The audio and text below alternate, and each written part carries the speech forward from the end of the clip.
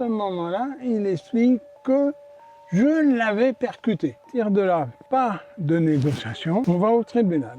Et donc, il nous a présenté le jour même à cet avocat. À partir de là, on a discuté. Il a annoncé son prix pour nous défendre. Elle voulait 3 500 000 bahts. 3 500 000 bahts de dommages et intérêts pour sa jambe cassée et l'accident qu'elle a eu. Là, tu dois les payer en cash tout de suite. Tout de suite. Tu peux pas attendre, faire des... Il n'y a pas 8 jours d'attente, c'est maintenant. Ouais. C'est maintenant ou la prison. Vous êtes condamné soit à des travaux d'intérêt général, ce qui a été mon cas. Donc tu es toujours fiché, tu as un livret qu'on te donne. Que tu as ramené d'ailleurs. Un livret jaune. Donc voilà à quoi ça ressemble de loin. Donc ça, c'est le carnet des travaux d'intérêt généraux.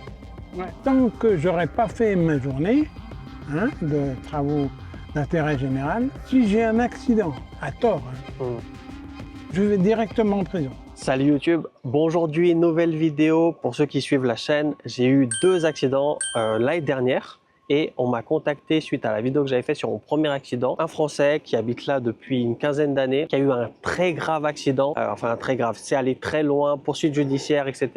Et il a voulu partager cette histoire avec nous pour nous expliquer ce qui s'est passé en termes de frais, les problèmes, enfin bref, vous allez voir tout au cours de cette vidéo. Le mieux c'est que je vous le présente tout de suite. Salut à toi, est-ce que tu peux te présenter rapidement? Bonjour, je suis Didier, ça fait 15 ans que je suis en Thaïlande et je suis marié depuis au moins 10 ans et je circule beaucoup en moto et en voiture maintenant sur Chiang Mai et Lampang qui se trouve à 100 km. Oui, parce que là on se trouve à Chiang Mai. Comme je disais en intro de cette vidéo, tu as eu une sacrée histoire en termes d'accident. Est-ce que tu peux nous raconter le dernier, le plus problématique? Déjà, ton accident, ça s'est passé en quelle année, à quel mois même, tu te souviens, j'imagine? Alors, mon accident s'est passé en octobre 2024, en plein après-midi. C'était où, dans la province de Chiang Mai, c'est ça? À Chiang Mai, en centre-ville de Chiang Mai, une petite rue qui longe les canaux de Chiang Mai. Et donc, je rentrais tranquillement et j'allais directement à mon hôtel. Sur cette rue que j'avais prise, elle était très étroite. Juste de quoi passer 2 voitures, pas plus. En faisant bien attention, c'est ça? Il fallait faire attention. Et à cet endroit-là, même si c'était tout droit, je ne devais pas être attentionné parce que je devais penser pourquoi je m'étais trompé d'hôtel. J'ai conduit et je n'ai pas vu le poteau électrique qui débordait sur la chaussée.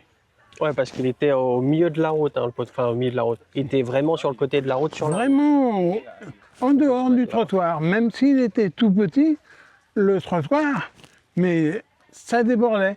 Donc il fallait l'éviter. Et moi, je ne l'ai pas évité. L'accident n'était pas méchant, puisque ça m'a coûté rien du tout pour réparer ma voiture.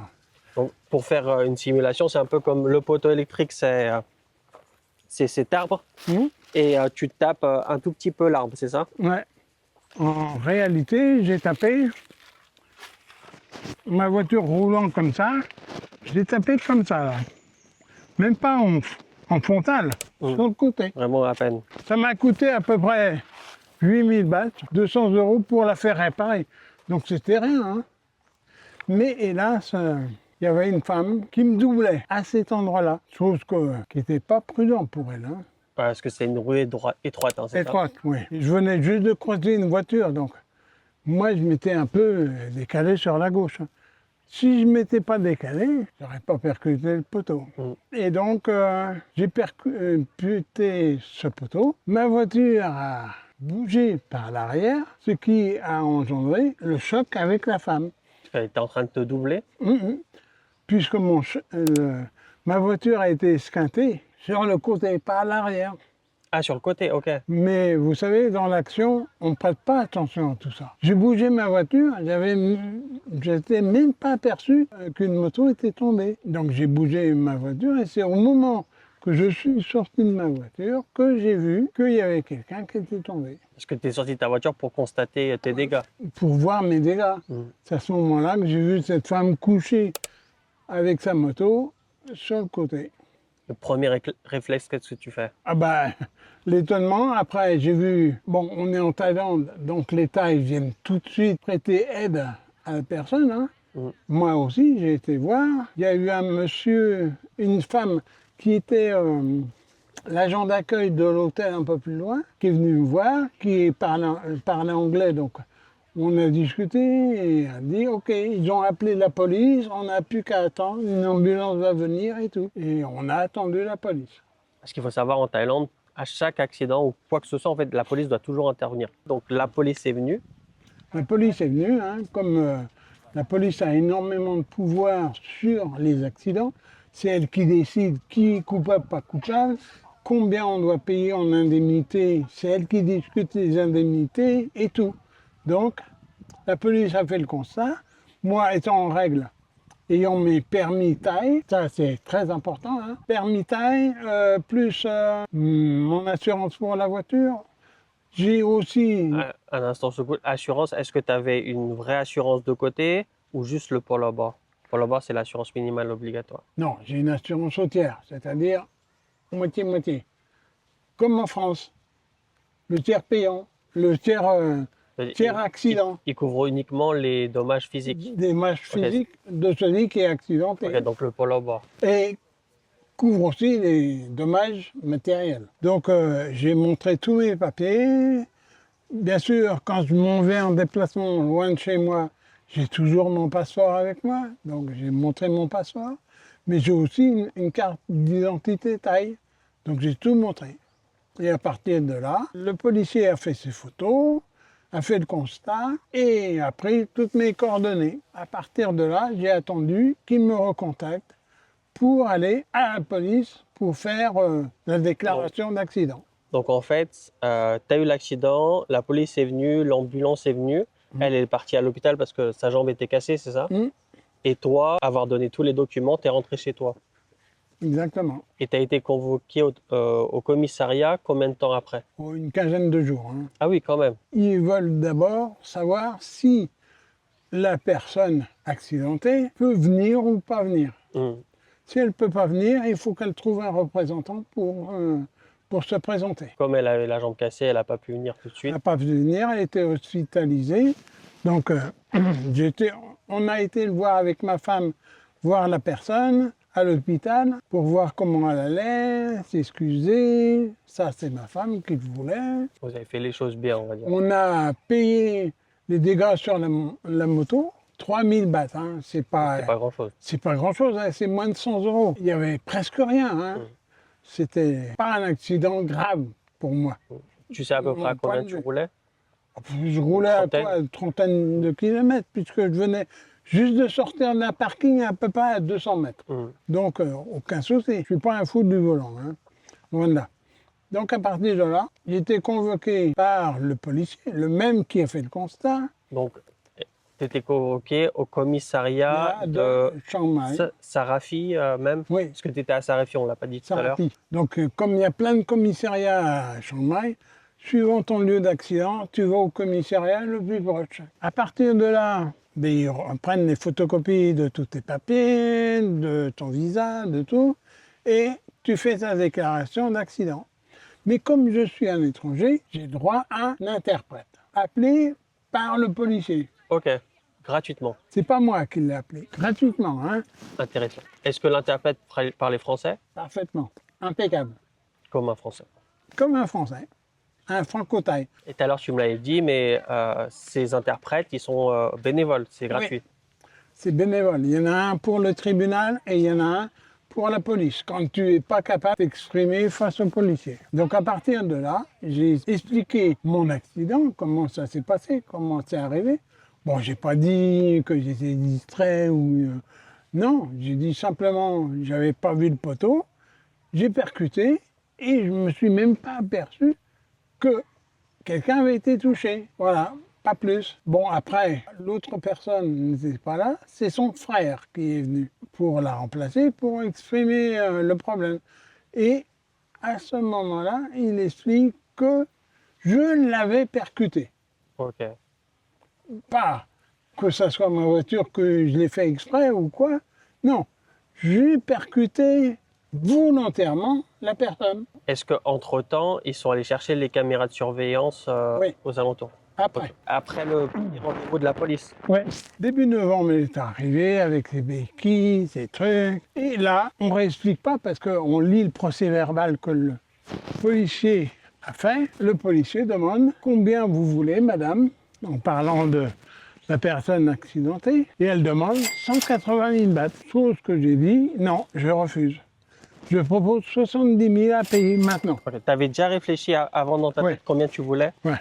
Parce que voilà, en Thaïlande, c'est en général ça, on essaye de s'arranger au maximum. Personne ne va aller au tribunal, ça va engager des frais, perdre du temps. Personne va au tribunal en général. On négocie devant le policier négocie aussi pour dire soyez raisonnable ou quoi que ce soit. Et bon, l'accident n'était pas grave, hein, c'était pas un gros choc. Ouais, mais elle a quand même eu la jambe cassée. Ça, en termes de dégâts, c'était pas grave, mais elle a quand même eu une jambe cassée. Ouais, mais bon, ça, c'est rien. Il y en a tellement des accidents en moto. Et moi, je lui ai proposé 70 000 à payer tout de suite. C'est pas elle qui discutait, c'est son frère. Mais elle était présente quand même? Elle était présente, mais elle parlait très peu. Et à partir de là, son frère a dit « Oh, on ne peut pas, parce qu'elle ne peut pas bouger, elle ne peut plus travailler. Je veux 180 000. » Et j'ai refusé. À partir de là, pas de négociation. On va au tribunal. Ok.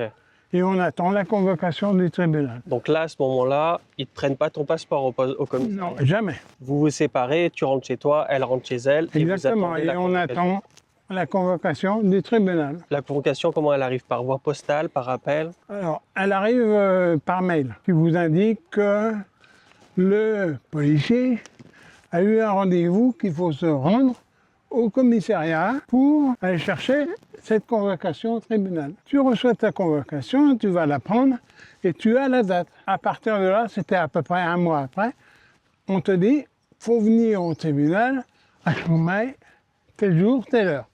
Ouais. En général, c'est le matin. C'est une heure, mais c'est pas une heure fixe. C'est-à-dire, ça commence à cette heure-là. Comme les hôpitaux en Thaïlande. Un rendez-vous à une heure dans les hôpitaux publics, mais ça commence à cette heure-là. Ça commence à cette heure-là. Après, tu fais là que premier arrivé, premier servi? Je sais pas là. Mais en tout cas, moi, j'ai attendu 4 heures. Est-ce que tu as pensé à prendre un avocat entre-temps, genre après où vous n'avez pas trouvé d'accord au tribunal? Non, j'ai discuté avec ma femme. Elle m'a dit, comme on va au tribunal, il faut avoir un avocat. Elle connaissait un ami, une amie, son mari était avocat. Donc à partir de là, je me suis dit, bon, ben ok, ami, ça ne devrait pas être trop cher. Mais cet avocat était un avocat d'affaires. Et donc à partir de là, il est très, très cher. Environ 5 000 bahts à chaque fois que tu le vois. Vous allez voir, vous allez comprendre pourquoi on dit ça. Voilà. Alors, à la convocation, bon, on se rend à la convocation en se disant, bah, ça va se faire maintenant. Mais non, ça se fait pas maintenant. On arrive au guichet, il dit, ah non, on vous donne une nouvelle date. Ça a duré 1 minute. Hein. Ouais. Et j'ai payé 5 000 bahts. T'es arrivé pile poil à l'heure du rendez-vous, genre oui. à 8h, t'es arrivé à 8h? C'était à 9h. Hein. 9h, okay. Je suis arrivé à 9h, à 9h15, 9h30, on est passé au guichet. Le guichet donne une nouvelle date. Et là, ça a coûté 5 000 bahts. 5 000 bahts, juste l'avocat. Hein. Juste pour venir. Et donc, ça a recommencé plusieurs fois. Novembre, décembre, janvier, février. Parce qu'après, tu as le rendez-vous un mois après, c'est ça? Environ un mois. Ben, à chaque fois, il prenait 5 000 bahts. Pour 1 minute. J'ai refait ça 3 fois de suite. Donc cet avocat m'a coûté 15 000 bahts en faisant rien. Mais rien. Juste venir. Ouais. Mettre sa présence. Parce qu'il faut savoir que lors de la convocation avec le policier, son nom est sur le papier. Ah, ok. Le nom de l'avocat? Le nom de l'avocat, le nom de l'interprète, tout le monde signe sur ce procès verbal. Et donc, la 3e fois, avec ma femme, on a décidé d'arrêter avec cet avocat. On s'est dit, si c'est que des dates à avoir, elle a demandé au guichet, dire, ne vous inquiétez pas, hein, c'est pas immédiat. Quand vous viendrez, on vous donnera vraiment la date d'audience. Et là, vous aurez le temps de faire ce que vous voulez. Donc, on a été jusqu'au mois de juin, comme ça. Et au mois de juin, on a reçu la date définitive du tribunal, la date d'audience. Donc, mois de juin, sachant que votre dernier rendez-vous au commissariat, c'était Au mois d'octobre, au mois novembre. d'octobre. Donc, c'est passé 8 mois. Donc, 8 mois après, là, au mois de juillet, il fallait que j'ai un interprète. Mais là, au tribunal, il y a un interprète accrédité pour le tribunal, Ok. Qui lui aussi parle français. qui parle français, Qui lui aussi est bénévole. Ou- qui est bénévole aussi, ne paye rien, qui ne gagne rien. Il est venu, il a dit, bon, vous avez une date. Il nous a expliqué à moi et à ma femme thaï, donc il parle thaï et anglais aussi, ce qui allait se passer. Ils vont enregistrer, fournir tous les papiers, et là, à ce moment-là, on aura la date définitive de l'audience. Alors en fait, quand vous allez et vous pouvez enfin passer le portique, il vous dit on va prendre un vrai rendez-vous cette fois. Ok. Avec tous les documents, etc.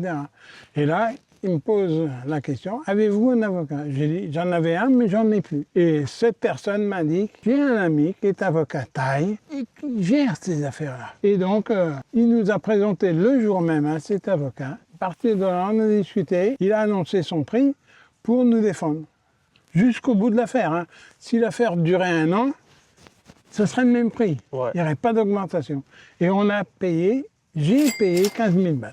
Ce qui est vraiment pas grand-chose. En fait, c'est Qui est tout pas ce que tu as grand-chose. payé pour les 3 minutes de ton ancien avocat. Voilà, Les 3 déplacements. exactement. Donc bien se méfier des avocats, hein. Bien trouver le bon en tout cas. Et cet avocat-là, il parlait anglais ou pas du tout? Un petit peu. C'est un avocat, non, C'est un parlait 100% que thaï. C'était un vrai avocat Un thaï. vrai pour thaï. avocat thaï, hein, Ok. qui ne connaît que les tribunaux thaï, il ne parle que thaï. Ok. Donc le traducteur était toujours présent pour traduire, pour aider, etc. Il prenait les notes. Donc j'ai toujours eu mon avocat, le traducteur, ma femme et moi. Bon, ma femme parlait plus souvent avec l'interprète que moi, mais bon. À partir de là, quand on a eu la date du rendez-vous, a été présent l'avocat, le traducteur, moi en face. La femme avait pris un avocat, une jeune avocate. Et donc, c'est la première audience. La première audience, ben, ils expliquent les faits, me demandent, reconnaissez-vous être coupable? Mais hélas, le premier avocat que j'avais eu m'avait déclaré, il faut que j'accepte d'être coupable, chose que j'aurais pas dû faire. Le Ouais. deuxième avocat m'a dit, c'est là votre erreur. Si vous aviez déclaré non coupable, le juge aurait jugé l'histoire. Et ça n'aurait peut-être pas eu le même déroulement. Mais bon, Ouais, parce qu'en fait, le fait que tu aies dit je reconnais mes torts, ça veut dire bah, c'est déjà jugé en fait. Le juge, il va juste dire combien, qui va payer quoi et combien. du Tandis moment où que- tu reconnais ton tort, tu es coupable. Coupable, c'est d'office. Mm. Tu reconnais tes torts, tu dois payer ce que le juge va déclarer payable. Tandis que si tu aurais dit non coupable, ça aurait le juge qui aurait décidé ok, cette personne est en tort et celle-là ne l'est pas, vice-versa. Et on aurait refait vraiment une audience Ouais. en expliquant, chaque avocat aurait expliqué ses droits. Bon, les avocats le font, mais ça n'a pas la même influence que quand tu es coupable. C'est-à-dire, bien comme tu es coupable, tu es sûr que tu vas payer. Ouais, que t'as ce perdu. soit. Quoi qu'il arrive, tu as perdu. Tu as perdu.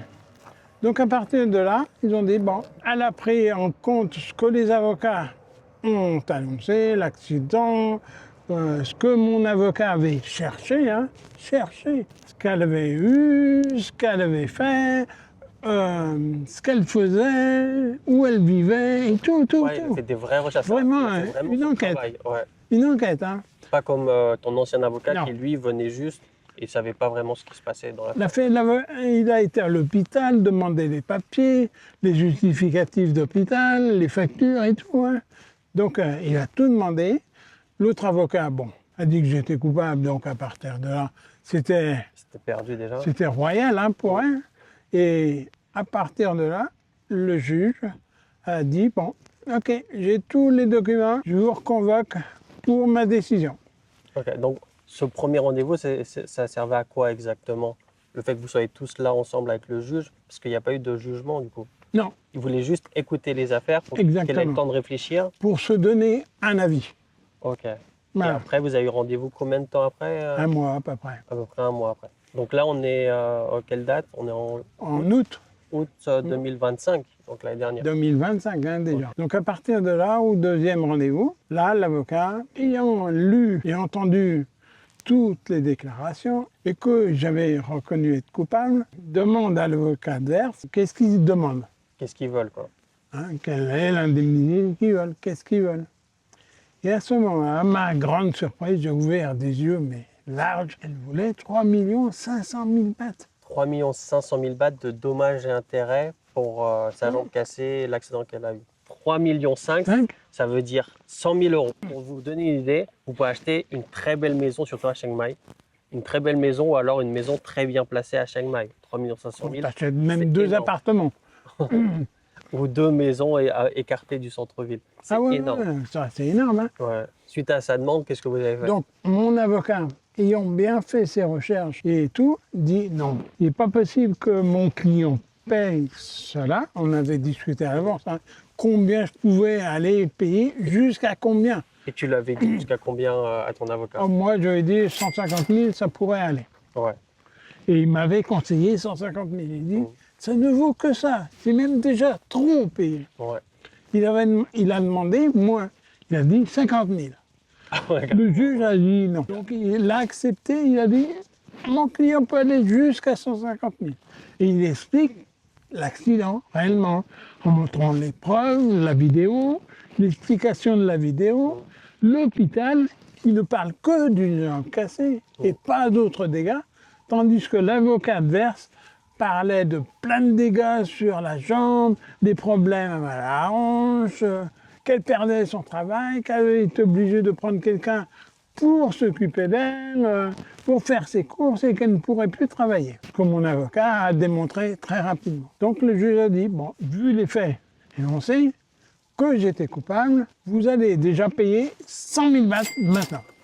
Ok, donc là, tu dois les payer en cash tout de suite. Tout de suite. Tu peux pas attendre, faire des... Il n'y a pas 8 jours d'attente, c'est maintenant. Ouais. C'est maintenant ou la prison. Mais avant de payer, vous allez être fiché. Fiché comme un criminel. Donc, on te prend des photos de face avec une petite pancarte, avec le numéro et tout.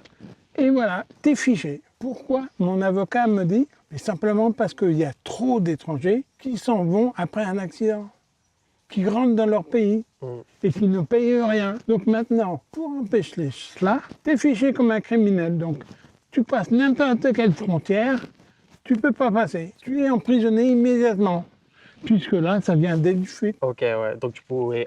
Interdiction de quitter le territoire. Quand tu étais au commissariat, est-ce qu'on t'a dit tu n'as pas le droit de quitter la Thaïlande? Non, on t'avait pas dit. C'est-à-dire, si tu faisais pas ta vie en Thaïlande, tu aurais pu rentrer. Ah, j'aurais pu, mais j'aurais pu sortir. Mais j'aurais jamais pu rentrer. Ouais. Hein. Là, j'aurais été vraiment fiché noir, liste noire et tout, finish. Là, c'est que le tribunal qui décide. Hein. À partir de là, quand tu commences à être criminel, tu te dis, mais c'est un simple accident, pourquoi ça? Ouais. À partir du moment où j'ai donné 100 000 bahts, que j'ai payé, j'ai fait un virement immédiat à l'avocat, pas à la plaignante, hein, à l'avocat, c'est l'avocat qui se charge de tout. Ton avocat? Non, à son avocat, ok. D'accord. Avec la preuve et tout, le juge a dit, ok, vous pouvez vous en aller. Mais vous êtes toujours fiché. Et on a entendu une quinzaine de jours pour la fin du jugement. Et donc le juge, après délibération, a dit 3,5 millions, c'est trop. Nous allons dans le sens de mon avocat et on a payé 50 000 bahts. En plus des 100 000 que tu avais payé. Voilà. Okay. Et le juge était gentil parce qu'il m'a donné 1 mois pour payer les 50 000. Donc tu as fait un premier règlement de 100 000 et le deuxième 50 000 1 mois plus tard. Voilà. Toujours à l'avocat, tu as... Toujours. Du moment que tu es avocat, ce n'est plus en direct. C'est les avocats d'abord. Ouais. Donc à partir de là, le jugement étant fait, c'était fini avec la femme. Mais ce n'était pas fini pour moi. Ouais.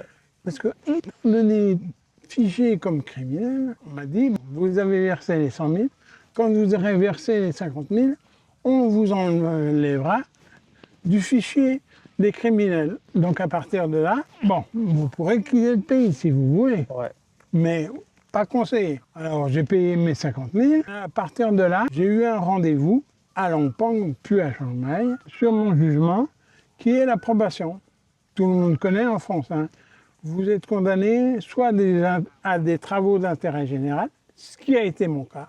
Donc tu es toujours fiché, tu as un livret, qu'on te donne, Que tu as amené d'ailleurs. un livret jaune. Donc voilà à quoi ça ressemble de loin. Donc ça, c'est le carnet des travaux d'intérêt généraux. Ouais. Alors, le juge, la personne qui s'occupe de l'approbation, il y en a pas mal, hein, ils sont une dizaine dans un bâtiment administratif. Ce sont des fonctionnaires du gouvernement, du tribunal. Hein. Ok. Ils dépendent du tribunal de toute façon. Ils ont ton dossier.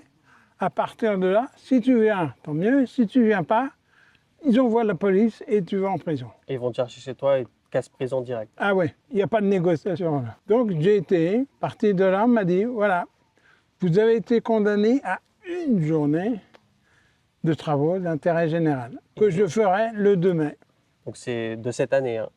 Donc c'est bientôt. Et ils t'ont dit combien de temps ça dure une journée? Genre c'est 10 heures? 1 heure. Une seule heure? Non, non, une journée. Une journée. Mais après, je ne sais pas. Ah, tu sais Ça pas. peut être 1 heure, ça peut être 8 heures. Ce sera dans un temple. Ouais. Tu sais ce que tu vas faire dans le temps? Mais vu mon âge, peut-être que ça ne durera pas. Et il faut le faire, parce que de toute façon, si tu ne fais pas, tu as toujours la prison qui te guette. Hein. Ok. L'épée de Damoclès. Et quand ça, ce sera fait, à ce moment-là, je ne serai plus du tout fiché. Mon casier judiciaire sera vierge, Ah, ils vont entièrement t'enlever, vierge. tes- Tout sera supprimé.